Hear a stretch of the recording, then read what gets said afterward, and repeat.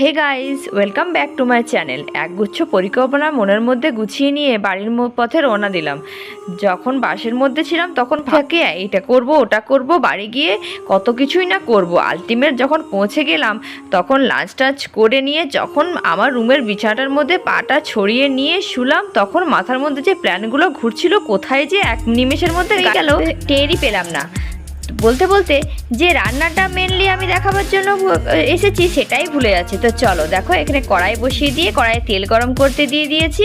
এরপর তেল গরম হয়ে গেলে এরপর ফোড়ন দিয়ে দেবো।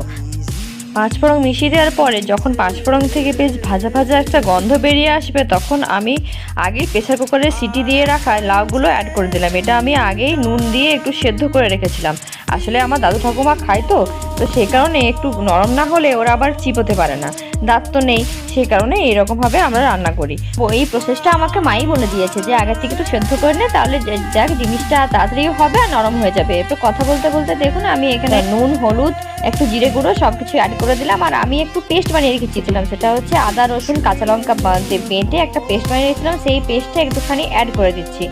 সব কিছু মশলা বেশ ভালো করে মিশিয়ে নিতে হবে। মিশিয়ে নিয়ে বেশ কষা কষা হয়ে গেলে একটু ভালো করে জল দিয়ে আমি ভেজে নিচ্ছি, যাতে করে কাঁচা গন্ধটা না থাকে আর অনেকটা নরম হয়ে যায়। তো দেখো এখানে ভাজার কষা চলছে আমার। এরপর কষানো হয়ে গেলে তারপর আসছি আবার। বয়স্কদের না সত্যি খুব অসুবিধা। আমাদের যেমন দাঁত থাকলে দাঁতের মর্ম বুঝি না, সেই সময় তখন এই কথাটা মনে হয় যে আগে তো তাদেরও দাঁত ছিল, কিন্তু এখন যেহেতু দাঁত নেই সেই জন্য কষ্ট হয় তাদের। ঠিকমতো খাবার খেতে পারে না, আবার খাবার খেলেও সেটা হজম হয় না, অনেক সমস্যা। তো বলতে বলতে এখানে আমার কষানো হয়ে গেছে, একটু জল দিয়ে নরম নরম হয়ে গেছে।